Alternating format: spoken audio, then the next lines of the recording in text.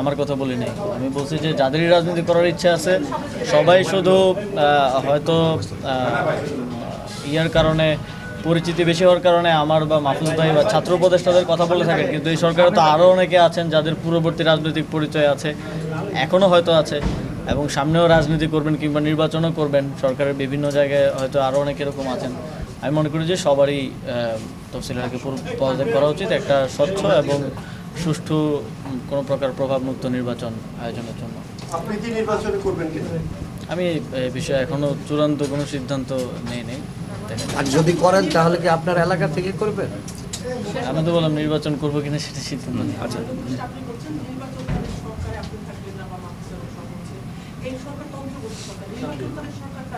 নির্বাচনকালীন বলতে আমি বুঝিয়েছি যে তফসিল ঘোষণার পরবর্তী সময়টাকে আমি বলছি। নির্বাচনকালীন বলতে অন্য কোনো সরকারের কথা।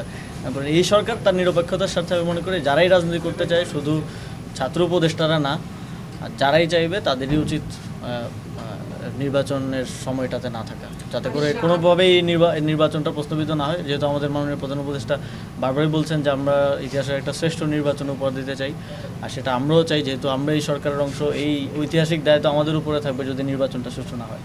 সেক্ষেত্রে আপনার বক্তব্যের পরে কোনো কি সরকারের মধ্যে, অর্থাৎ আপনারা যদি চলে যান তাহলে শূন্যস্থান তো হবে, সেগুলো পূরণ করতে হবে। সেই ক্ষেত্রে সরকারের পক্ষ থেকে কোনো বক্তব্য আছে কি সরকারের সিদ্ধান্ত, এবং এই বিষয়ে আসলে আমি টকশোতে র্যান্ডমলি কথার সময় বলেছি, এই বিষয়ে সরকারের ভিতরেও আমাদের চূড়ান্ত সিদ্ধান্ত হয়নি।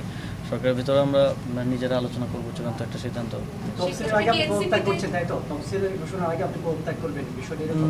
হ্যাঁ, মোটামুটি এটা বলা যায়। এখন চূড়ান্ত সিদ্ধান্তটা অবশ্যই সরকারের উচ্চ পর্যায়ে থেকে। আমি এটা আগেও বলেছি যে এনসিপিতেই যোগ দিব, এইটা ধরে নেওয়া বা এটা একটা করাটা উচিত না, কারণ আমি এটা বিবেচনা করব আগে পরবর্তীতে।